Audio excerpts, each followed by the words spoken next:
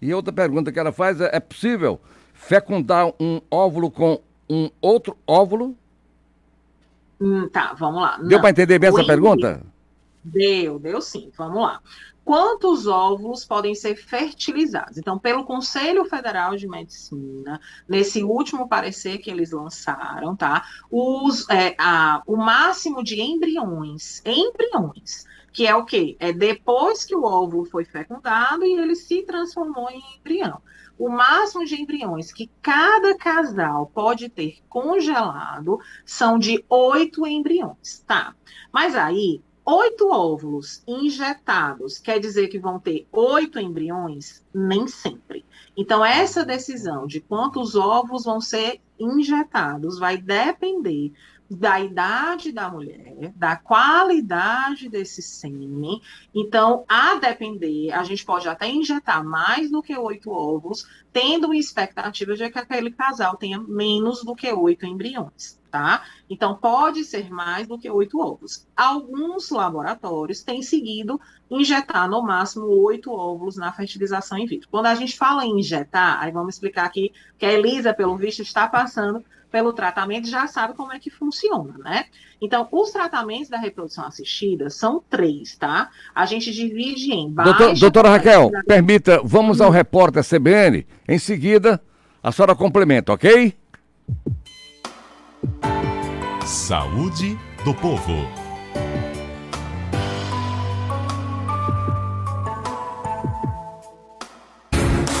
Rádio O Povo CBN, ZYC 406, FM 95,5 MHz, Fortaleza, Ceará, ZYV 391, FM 93,5 MHz, CBN Cariri.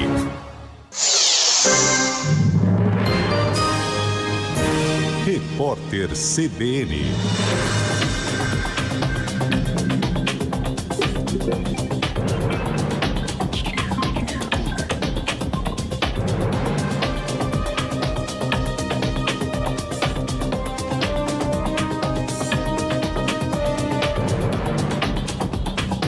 Sábado, 6 de agosto de 2022. A Polícia Federal busca os criminosos que furtaram 16 sinos de bronze que faziam parte do acervo do Museu do Trem no Engenho de Dentro, na zona norte do Rio. O Instituto do Patrimônio Histórico e Artístico Nacional é o responsável pela administração do museu e afirma que não há sinais de arrombamento no espaço, que está fechado desde 2007 e fica ao lado do estádio Newton Santos. O museu conta com mais de 1.000 peças, como a primeira locomotiva a trafegar pelo Brasil, em 1854, e o carro imperial, que servia Dom Pedro II. O Rio de Janeiro é a primeira cidade do Brasil a permitir a entrada de animais domésticos nos supermercados. O decreto que regulamenta a circulação dos pets nesses estabelecimentos foi publicado ontem pela Prefeitura. As normas estabelecidas prevêem a necessidade de o tutor apresentar certificado de vacinação e comprovante de vermifugação, o que terá de ser exigido pelos mercados, que deverão ainda manter os ambientes de circulação comum sob constante vigilância e higienização. As atividades de mineração na Serra do Curral, em Belo Horizonte, estão suspensas enquanto durarem as discussões sobre o tombamento estadual. A decisão foi resultado de uma audiência de conciliação no Tribunal de Justiça de Minas Gerais. Uma nova audiência foi agendada para setembro, na qual o Estado apresentará uma proposta de cronograma para definir o fluxo dos trabalhos e de complementação dos estudos técnicos para a delimitação do tombamento no local. Aviões israelenses atacaram a faixa de Gaza e palestinos dispararam foguetes contra Israel neste sábado. Ontem, uma operação israelense contra o grupo militante Jihad Islâmica pôs fim a mais de um ano de relativa calma entre os dois. Israel matou um dos chefes do grupo em um ataque aéreo surpresa durante o dia, e os palestinos responderam com disparos de foguetes. No horário de Brasília, 11h34. Repórter CBN.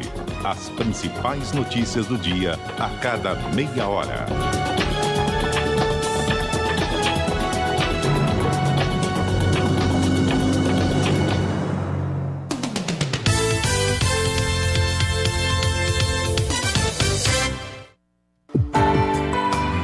Saúde do povo.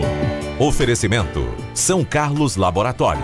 Exames laboratoriais com a mesma excelência em diagnósticos da São Carlos Imagem. 4009-1616.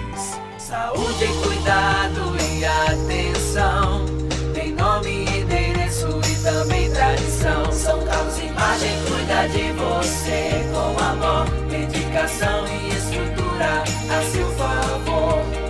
Todos os exames em um só lugar. Laboratório ou imagem, é só marcar. São Carlos Imagem. Exames de imagem, laboratório, cintilografia em um só lugar. Chame no WhatsApp, saiba mais. 854009-1616. Saúde do povo.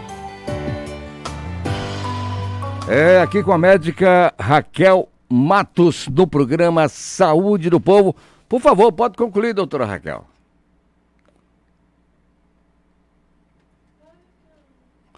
Eu acho que o seu microfone está desligado. Desculpa. Continua desligado. O Oi? microfone, por favor. Deu certo? Agora sim. Desculpa. Não, imagina. Já acaba esquecendo. Internet é assim mesmo. Vamos lá. Então, os tratamentos da reprodução assistida ou da reprodução humana, eles são divididos em 2 blocos. O de baixa complexidade e o de alta complexidade. O bloco da baixa complexidade é quando a gente faz tratamentos que são mais baratos e, portanto, tem uma menor chance de gestação. Eles se equivalem à chance natural. E são para aqueles casais em que ou não conseguem ovular, ou tem uma diminuição da produção do espermatozoide. Quais são esses tratamentos da baixa complexidade, né? Vão ser o coito programado, que é induzir a ovulação da mulher e dizer o dia que aquele casal vai ter relação sexual. Ou então, a inseminação intrauterina. É muito comum o pessoal confundir inseminação intrauterina com fertilização in vitro. Então, o que é a inseminação intrauterina? É fazer a mulher ovular e colocar o sêmen dentro do útero da mulher. E aí, gente, pelo amor de Deus, até um assunto que está bem sendo falado, a inseminação caseira, né? Então, por quais são os perigos da inseminação caseira? Esse sêmen, ele não é tratado, ele não foi testado para doença sexualmente transmissível, né? Então, há um risco de infecção sexualmente transmissível, que a gente tem que tomar muito cuidado. Então, a inseminação artificial é feita em laboratório de reprodução assistida, tá certo? Então, a inseminação é colocar o sêmen dentro do útero da mulher no dia que a gente disser que é para eles terem esse tratamento. E o de alta complexidade é a famosa fertilização in vitro. Para vocês entenderem, a fertilização in vitro nada mais é do que pegar o óvulo da mulher, o espermatozoide do homem, fecundar esse óvulo fora do útero da mulher e depois colocar o embrião dentro do útero da mulher. Essa é a fertilização in vitro. Antigamente, era chamado de bebê de proveta, tá? E aí, a pergunta da nossa ouvinte era dizendo se pode fecundar 2 óvulos. Não, tá? O óvulo só se fecunda quando a gente tem o material genético feminino e o material genético masculino. Ou seja, óvulo e espermatozoide. O espermatozoide fecundando o óvulo é que a gente vai ter o embrião formando. Bom, tem a pergunta aqui da Zuíla. Ela pergunta na cidade dos funcionários. Mulher grávida, doutora Raquel Matos, pode pegar infecção urinária? Pode ou não pode? Nesse caso, o que pode acontecer ao bebê? Vamos lá, Zuíla. Alô, Zuíla, pessoal da cidade dos funcionários. Moça, a gestante, a gente fala que a gestante, ela é uma mulher que está com a imunidade mais baixa. Por isso que as gestantes são do grupo de risco. Para todas as doenças. Lembra quando a gente estava no auge da pandemia, que o grupo de risco, um deles, eram as gestantes? Então, porque a imunidade da mulher, quando está gestante, está um pouco mais baixa. Porque a imunidade está toda indo ali para tentar fazer com que a gestação vá para frente. Então, a mulher está, sim, mais suscetível a ter ter infecções urinárias durante a gestação. E aí, o que fazer? precisa se tratar com antibiótico, que não é o que você escolhe, é o que o exame da urinocultura mostrar que a sua bactéria precisa ser tratada, e isso tem que ser passado pelo seu obstetra, tá bom? E quais são os riscos de se não tratar a infecção urinária para a gestante e para o bebê? O principal risco é de abortamento e trabalho de parto prematuro. Ou a bactéria que fez com que você tivesse a infecção não vai infectar o bebê, tá? Pode até infectar, causar uma coisa chamada de corioamnionites, mas isso é quando essa infecção se transforma e se forma uma infecção muito grave. Então, os principais riscos para o bebê é trabalho de parto prematuro, ou seja, nascer de forma prematura ou sofrer um abortamento. Bom, responder aqui a pergunta da Marli no Centro. Doutora Raquel, se o mamilo fica dolorido, o que é que eu devo fazer? Então, vamos lá. Na amamentação, é muito comum, principalmente nas 2 primeiras semanas, ou até mesmo no primeiro mês, que é o mês de inferno do pós-parto, do puerpério, né? Que as mulheres só faltam, não tem tempo. É um mês em que vocês estão se adaptando a tudo. Estão se adaptando ao fato de ter uma pessoa que é dependente completamente de vocês, estão se adaptando ao fato da amamentação, estão se adaptando à mudança do corpo de vocês e às mudanças hormonais que acontecem na fase do puerpério. Então, é comum e é normal vocês se sentirem inseguras, acharem que não vão conseguir, acharem que o bebê de vocês não está ganhando peso, que não está se alimentado direito, né? Então, se a sua mama no início está doendo e você está criando aquelas feridinhas, você precisa procurar um pediatra que saiba falar sobre a amamentação. E hoje em dia a gente tem grupos de enfermeiros e fisioterapeutas que fazem esse acompanhamento da amamentação, tá? Isso para quem pode bancar, né? Para quem não pode bancar, o que é que você deve fazer? Procurar os bancos de leite. Então, vários hospitais, tanto particulares quanto do SUS, têm os bancos de leite. Nos bancos de leite, as técnicas de enfermagem lá, elas auxiliam você a como fazer a pega correta, ou seja, o bebê abocanhar direito a sua mama, como é que está sendo a sucção do bebê, se está sendo de forma correta, e a tratar essas feridinhas, essas fissuras. Em casa, o que você deve fazer?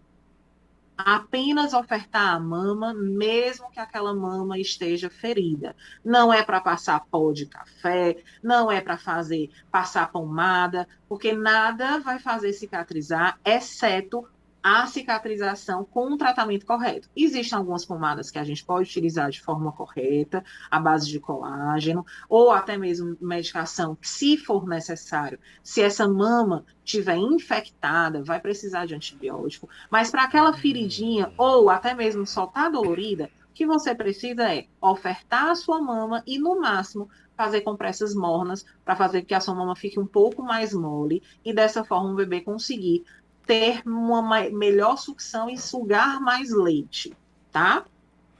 Abraçar aqui o ouvinte Zaqueu Silva. Bom dia a todos. Maringá, no Paraná. Te parabenizando aí, tá muito bom o programa, certo. E a Verusca pergunta, aí pertinho na aldeota, doutora, qual a doença que mais mata mulheres no Brasil? A doença que mais, na verdade, as mulheres mais morrem por conta do parto, tá? Ainda a morte materna é a principal causa de morte das nossas mulheres, seguido das doenças infecto-contagiosas, né? Então, doenças infecciosas, e depois vem os tipos de câncer, né? Infelizmente, no Brasil, a incidência de câncer de colo do útero ainda é o segundo câncer que mais mata as nossas mulheres, né? Então, desde 2014, que a gente tem no Programa Nacional de Imunização a vacina para o HPV, para crianças e adolescentes. Mas as mulheres que não foram, né, não entraram nessa campanha, ainda estão suscetíveis ao HPV. E é o HPV, que é um vírus transmitido sexualmente, que está associado ao câncer de colo do útero.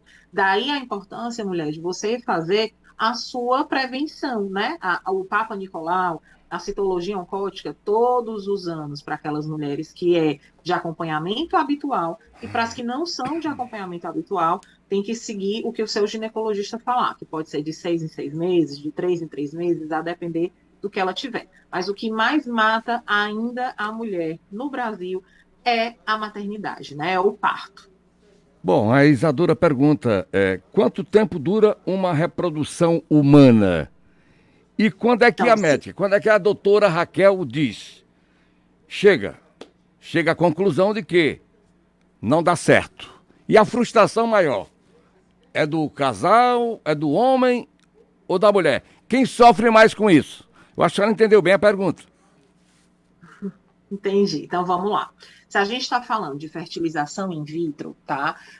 O tratamento dura, em média, para a gente conseguir captar os óvulos dessa mulher e fazer os embriões de 11 a 14 dias, tá? Mas depois disso, esses embriões ficarão congelados e a gente vai preparar a casinha, né? Lembra que eu falei que o útero é a casinha do bebê, do embrião?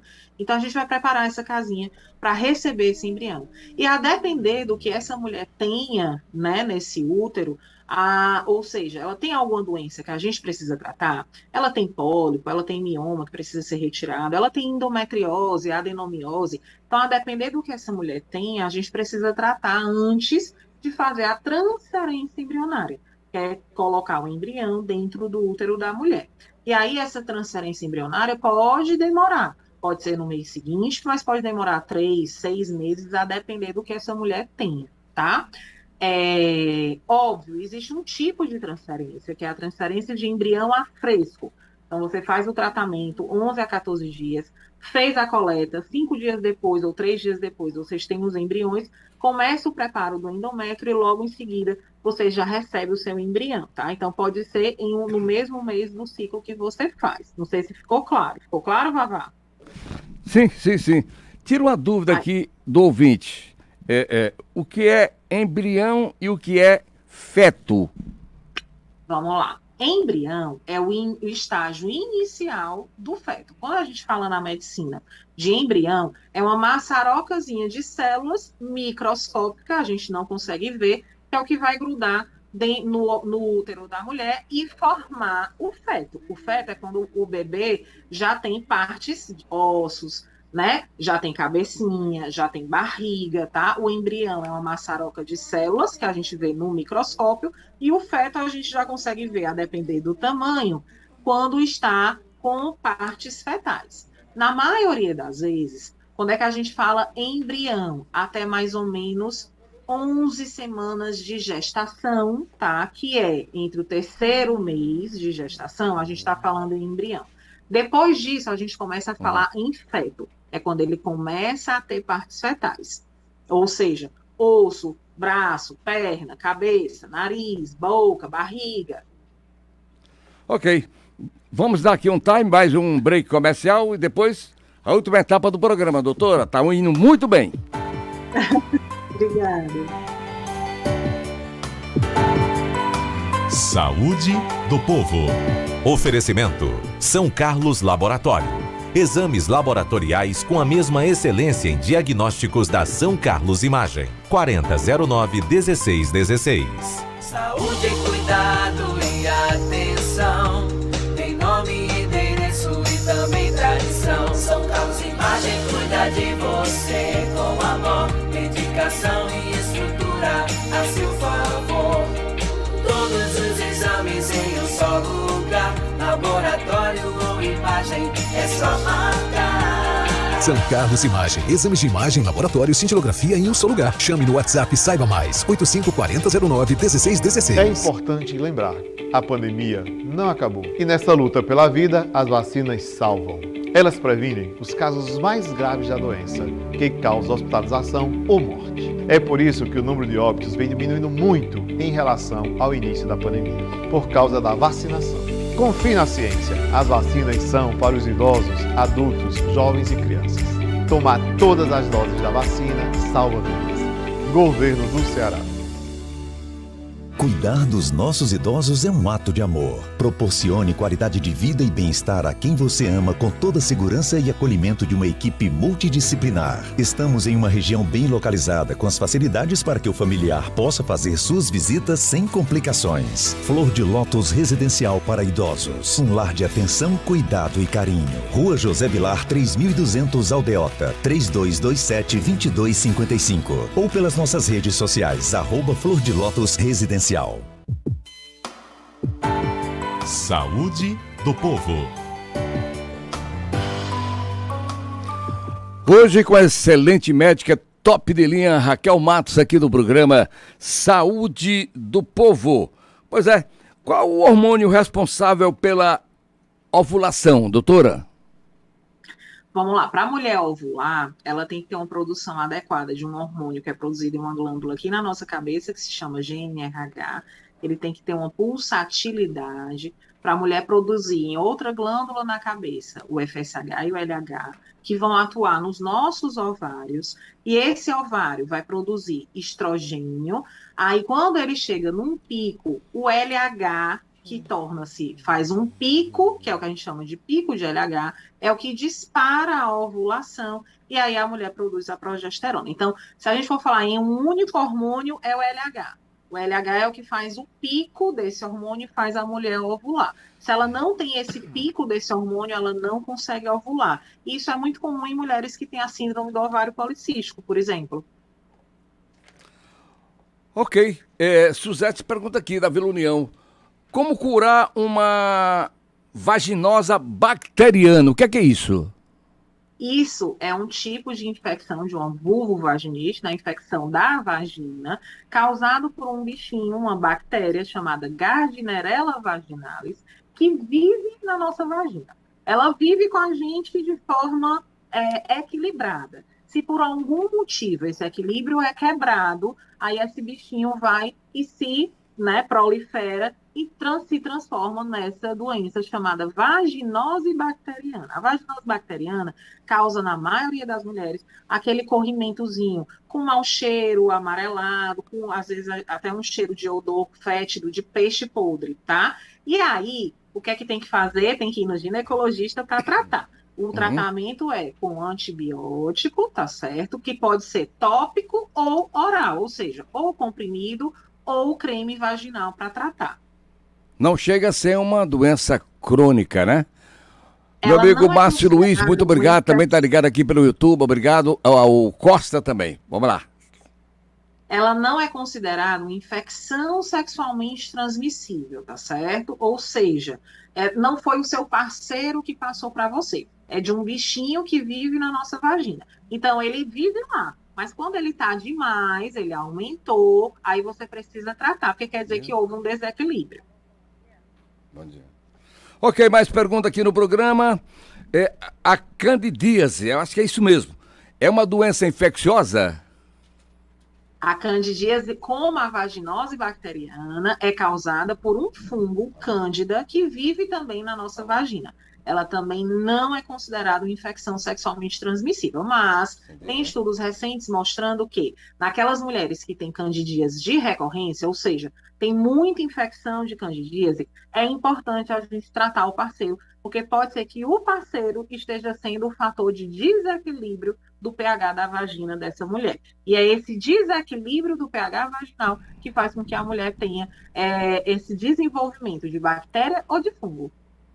A Maria de Fátima agora liga no Benfica. Como são as feridas da candidíase? Feridas? Geralmente a candidíase não causa ferida. Ela vai causar ferida porque o que é que a candidíase causa? Um corrimento branco ou esverdeado, grumoso, como se fosse uma nata, tá? Que coça muito. Então, essa coceira, esse prurido, é o que faz que a mulher tenha lacerações, que são como se fossem feridinhas, né? Lascou um pouquinho a pele da vulva e da vagina e faz com que fique ardendo. Mas a candidíase em si não causa ferida na vulva. O que causa ferida na vulva, aí sim, é uma doença sexualmente transmissível causada por um vírus chamado herpes. O herpes vírus, aquele mesmo que dá na boca, aquelas bolinhas, também pode dar bolinha lá embaixo, no homem e na mulher. E aí é dessa forma que você pode ter bolinha e depois ferida através do herpes vírus. Muita gente procurando para ter filhos, casais, mais casais. Sim, infelizmente a gestação, né, o positivo está cada vez mais difícil e isso é algo que nos preocupa bastante.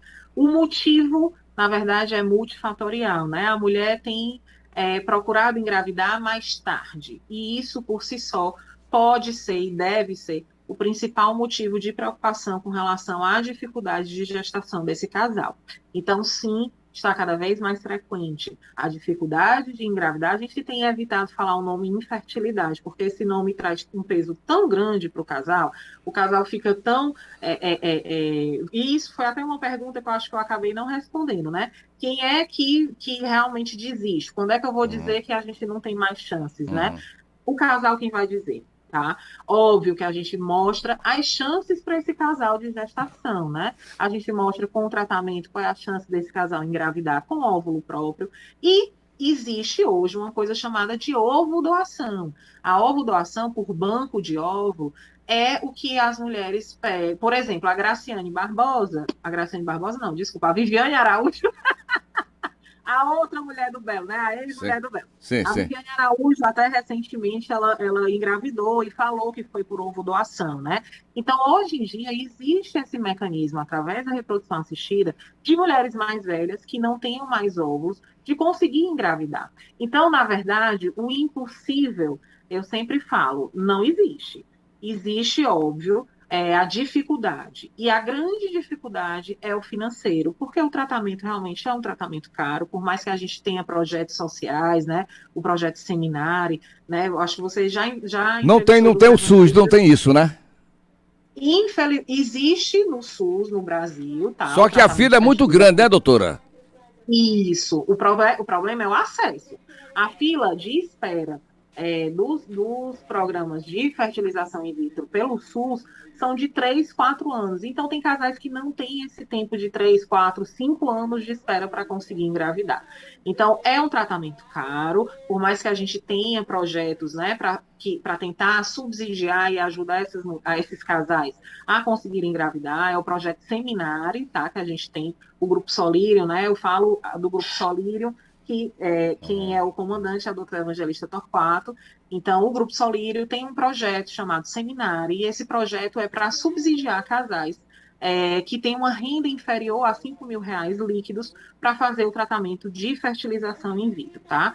Então, isso é para tentar ajudar, mas óbvio que ainda assim, ainda mais com a inflação que nós estamos vivenciando, é um tratamento caro, mas não é impossível. Requer uma programação. Ok, uma pergunta aqui da Nádia para tirar a curiosidade. O que é síndrome do ovário policístico? Então, a síndrome do ovário policístico é quando a mulher tem uma dificuldade de ovular por vários mecanismos, ela não ovula e aí ela fica sem menstruar, mas junto com isso, ela vai ter alguns achados. Ela vai ter uma pele mais oleosa, ela vai ter mais espinha, ela vai ter mais pelos, ela vai ter o achado no ultrassom de ovários policísticos. Então, uma coisa é ter o achado no ultrassom de ovários policísticos e outra coisa é ter a síndrome. A síndrome do ovário policístico é aquela mulher que tem um conjunto de sinais e sintomas. Esses sinais e sintomas são não menstruar, ter a pele mais oleosa, ter mais acne, não conseguir engravidar. Doutora Raquel, muito obrigado. Parabéns pela sua performance aqui no nosso programa. Volte sempre. Um abraço aí para toda a família. Obrigada, o prazer foi meu, você me deixou muito à vontade, muito obrigada. Só voltando à amamentação, nosso agosto dourado, vamos falar sobre isso, as mulheres precisam saber que é importante amamentar, né? Foi um prazer estar aqui, Vavá. Forte abraço. Áudio Kiko Gomes, produção Alan Dantas, Emily Salles, Kelly Alves. Direção de jornalismo, Jocélio Leal. Apresentação, Evaristo Nogueira. Bom, na sequência da nossa programação, Repórter CBN, né? E teremos aí Revista CBN.